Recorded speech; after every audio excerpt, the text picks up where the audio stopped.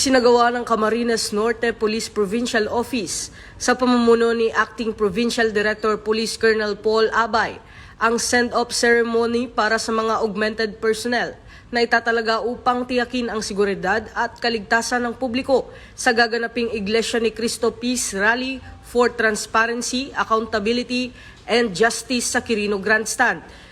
Sa naturang seremonya, binigyang diin ni Police Colonel Abay ang kahalagahan ng disiplina, profesionalismo at integridad sa pagtupad ng tungkulin, lalo na't ang kanilang misyon ay isasagawa sa labas ng lalawigan.